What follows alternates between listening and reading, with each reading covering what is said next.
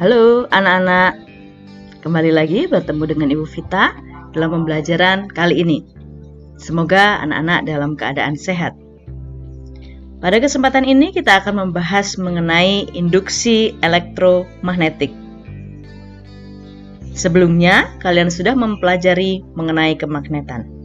Baik anak-anak, kita melihat gambar yang ada di sini. Tentunya ini menjadi gambar yang tidak asing dalam kehidupan kita sehari-hari. Ya, merupakan saluran udara tegangan tinggi. Itu bisa kita jumpai, banyak kita jumpai, itu biasanya melewati persawahan. Dan sedikit sekali yang melewati pemukiman. Baik, kita akan melihat. Nah, di sini dikatakan, jika arus listrik dapat menimbulkan medan magnet, apakah medan magnet juga dapat menimbulkan arus listrik? Seperti sebelumnya, kita sudah membahas ketika kita belajar listrik dinamis, arus listrik dapat menimbulkan medan magnet. Nah, sekarang kita balik, apakah magnet juga dapat menimbulkan arus listrik? Nah, pada gambar dilihat di situ ada ring besi yang dililiti dua kawat. Ya, satu dihubungkan dengan baterai, kemudian satu dihubungkan dengan ampere meter. Oke. Nah, kita lihat percobaan Faraday pada 1831 ya. Nah, kalian bisa melihat apa yang dilakukan oleh Faraday. Kita lihat, Faraday membuat gerakan magnet keluar masuk pada sebuah kumparan. Nah, di sini ada galvanometer. Nah, kita lihat galvanometernya ternyata bergerak. Bisa bergerak ke kiri, bisa bergerak ke kanan. Ya. Kita lihat, ini yang dimasukkan adalah kutub selatan. Ketika dimasukkan, galvanometer bergerak ke kanan, sedangkan ketika keluar dari kumparan, galvanometer bergerak ke kiri. Jarum galvanometer menyimpang hanya jika magnet digerakkan dalam kumparan, tapi kalau di dalam diam atau di luar, dia tidak akan bergerak. Pada saat magnet digerakkan keluar masuk dalam kumparan, jarum pada galvanometer menyimpang. Penyimpangan jarum galvanometer menunjukkan bahwa di dalam kumparan mengalir arus listrik. Arus listrik seperti yang disebut sebagai arus listrik induksi. Ya, jadi ketika dikeluar masukkan itu akan menghasilkan arus listrik. Tandanya jarum galvanometer bergerak. Arus listrik yang timbul karena pada ujung-ujung kumparan timbul beda potensial. Kita ingat arus listrik akan mengalir ketika ada beda potensial. Nah, beda potensial yang disebut sebagai gaya gerak listrik induksi atau GGL induksi. Kita lihat induksi elektromagnetik. Nah, kita lihat gambarnya. Anak-anak perhatikan dengan baik.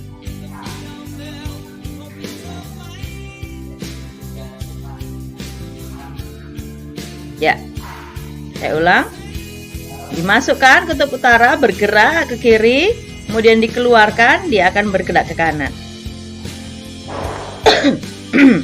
Ini ya. Nah, dia akan bergerak menyimpang. Induksi elektromagnetik adalah gejala munculnya arus listrik induksi pada suatu pengantar akibat perubahan jumlah garis gaya magnet.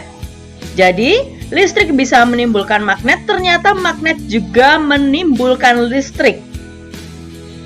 Bagaimana cara supaya menimbulkan arus listrik? Yaitu harus merubah jumlah garis gaya magnet. Dengan memasukkan keluarkan, masukkan keluarkan itu mengubah garis-garis gaya magnet sehingga menimbulkan arus listrik. Nah, cara menimbulkan GGL induksi. Pertama, kita harus apa ini? Ya, menggerakkan magnet masuk keluar kumparan. Ini fungsinya untuk membuat perubahan garis gaya magnet. Cara pertama. Cara kedua, memutar magnet di depan kumparan. Masih sama tujuannya, yaitu mengubah pola garis gaya magnet. Jadi, tadi keluar masuk, kemudian memutar. Ya, magnet di depan kumparan. Berikutnya,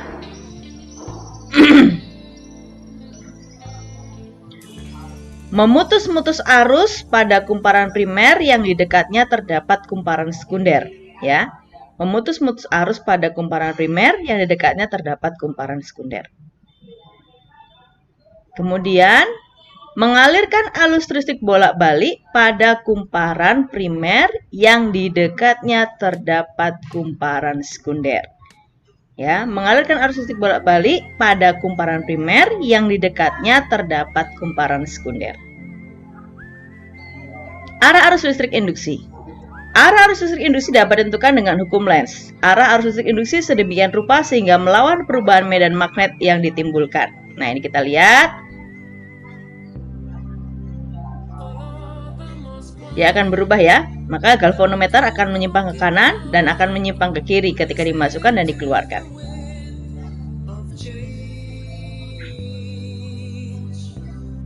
Kutub utara magnet bergerak mendekati kumparan. Perhatikan. Arah arusnya yang warna biru ya. Arah arus listrik induksi. Nah, yang warna biru ya, ketika dia masuk arah arusnya seperti itu. Kemudian kutub utara magnet bergerak menjauhi kumparan. Ya. Lihat di situ. Maka arus listrik induksinya berubah arahnya. Tadi ke sana ya. Sana, sekarang berbalik ke sana.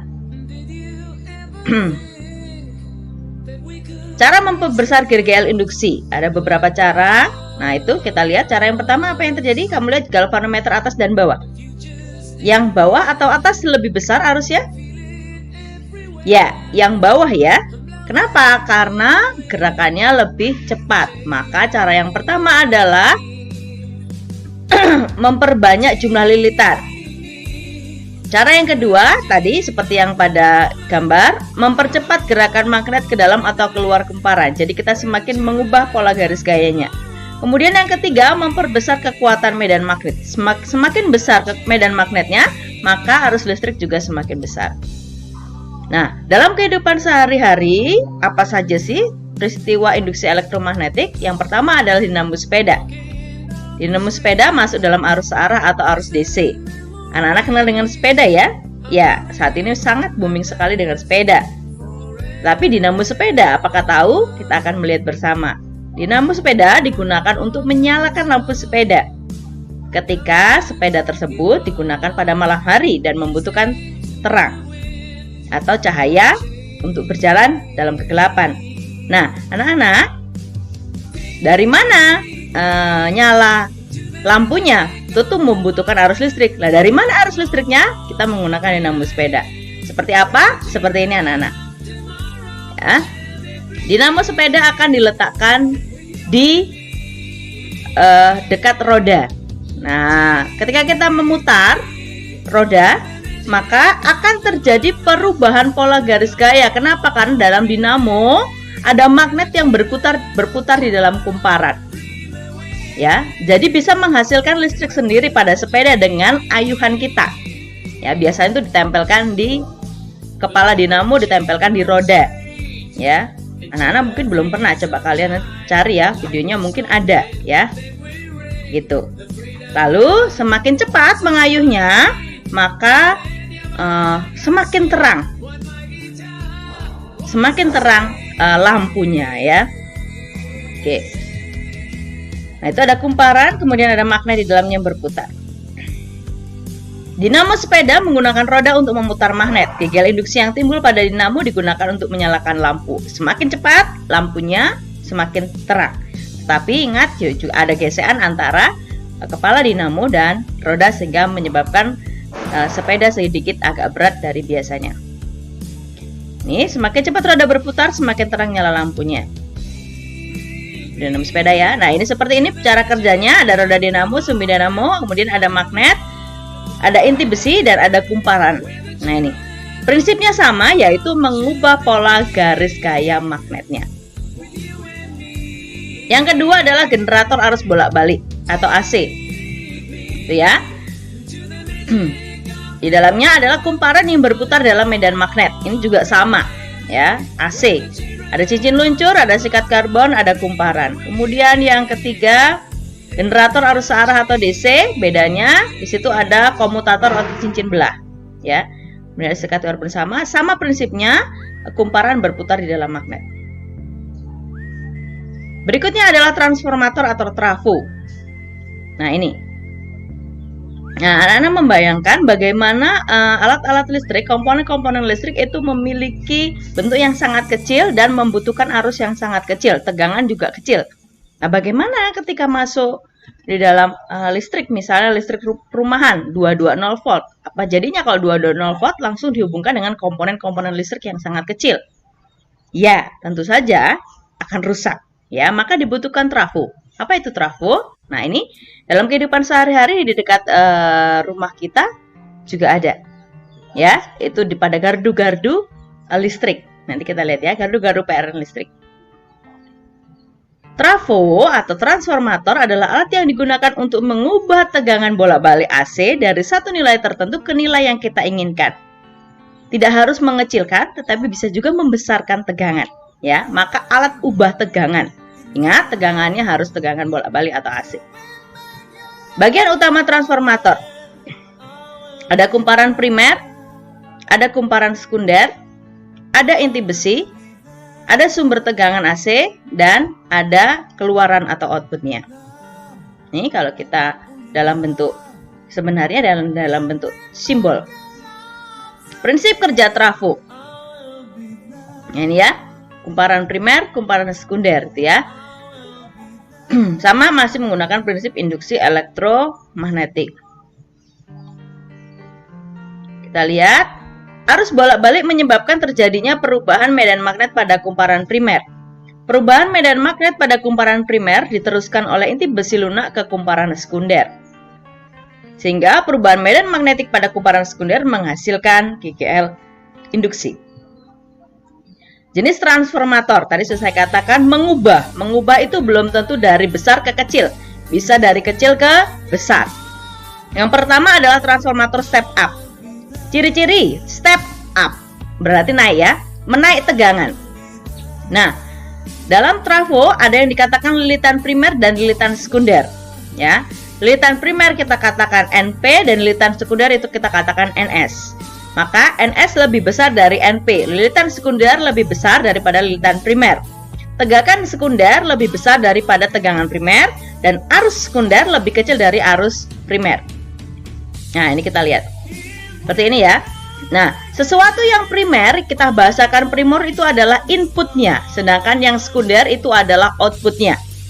Yang kedua adalah transformator step up. Tadi step up, step down maksud saya. Tadi step up menaikkan, kemudian step down menurunkan. Ciri-cirinya adalah penurun tegangan. Kebalikan dari transformator step up, lilitan sekunder lebih kecil daripada lilitan primer, tegangan sekunder lebih kecil dari tegangan primer, dan arus sekunder lebih besar daripada arus primer. Nah, anak-anak perhatikan di sini bahwa lihat di sini dikatakan step down karena sekundernya lebih kecil daripada primernya. Ingat tadi primer adalah inputnya atau masukannya. Jelas tegangannya lebih kecil yang sekunder kalau down. Sedangkan pada up, sekunder pasti lebih besar. Yang kita mau keluarannya lebih besar daripada masukannya. Nah, seperti ini ya. Oke. Persamaan transformator.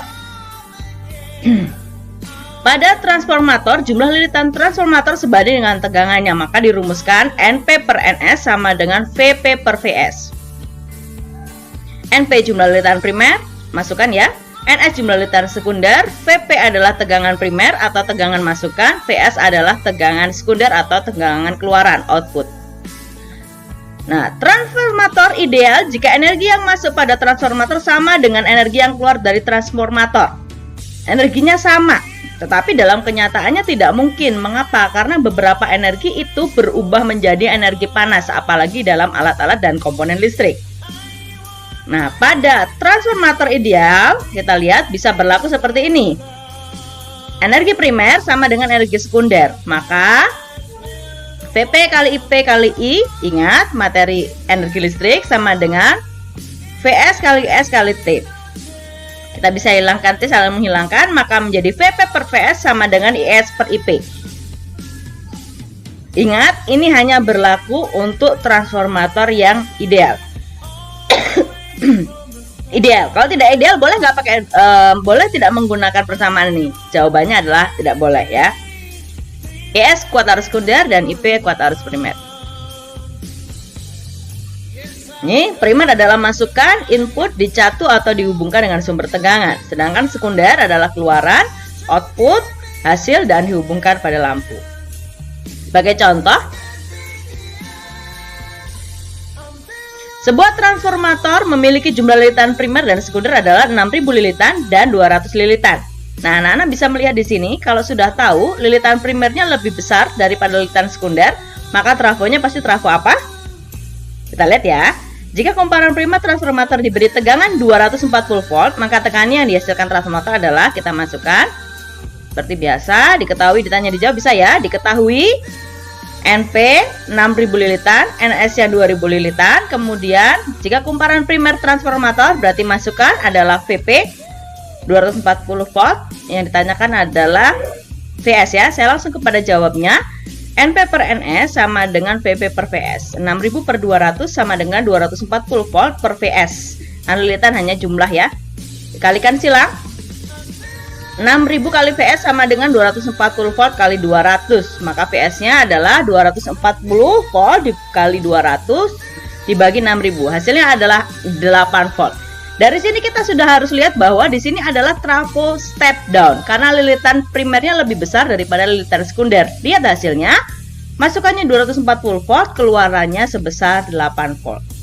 Nah, ini digunakan dalam setiap alat listrik, pasti ada transformatornya, ada trafonya, mengubah tegangan, nggak mungkin 220 volt langsung masuk ke dalam alat-alat listrik. Berikutnya adalah efisiensi transformator. Efisiensi transformator adalah perbandingan energi yang keluar dari transformator dengan energi yang masuk pada transformator. Kita lihat, eta sama dengan WS per WP kali 100%, atau eta sama dengan daya sekunder dibanding daya primer kali 100%, atau eta sama dengan VS kali S per VP kali IP kali 100%. Eta adalah efisiensi transformator, WS energi sekunder, WP energi primer, PS daya sekunder, PP daya primer. Nah, efisiensi transformator selalu pulang dari 100%. Tadi yang saya katakan, mengapa? Karena semua energi tidak berubah menjadi energi listrik, tetapi ada juga yang berubah menjadi energi panas, karena selalu menimbulkan panas. Oke. Penggunaan transformator pada transmisi energi listrik jarak jauh. Nah, ini Nana harus tahu, ini dalam kehidupan sehari-hari itu ada di gardu-gardu listrik ya. Pada saat generator, ini pada saat sumber arus listrik PLTA misalnya, menghasilkan sampai 10.000 volt. Kemudian di step up sampai 150 kV atau sekitar 150.000 ya volt. Kemudian di step up dan ditransmisikan. Lalu ketika akan masuk ke perkantoran, dia akan diturunkan step down. Pabrik ya, dia menjadi 20 kV. Maka di sini dikatakan tegangan tinggi. Mengapa ya? Ini lihat tegangannya ya. Lalu di rumah-rumah lagi, di step down lagi, diturunkan lagi tegangannya menjadi 220 volt. Itulah kegunaan trafo pada transmisi energi listrik jarak jauh. Berikutnya alat yang menggunakan prinsip induksi elektromagnetik. Ada tungku induksi, rem magnetik, kemudian induktor Rumkorff. Anak-anak bisa melihat dan mempelajari sendiri bagaimana prinsipnya. Yang jelas konsep yang kalian pahami bisa kalian terapkan dalam alat-alat yang ada dalam kehidupan sehari-hari. Demikian yang dapat saya sampaikan. Terima kasih, semoga bermanfaat. Tetap semangat, salam sehat, dan terima kasih.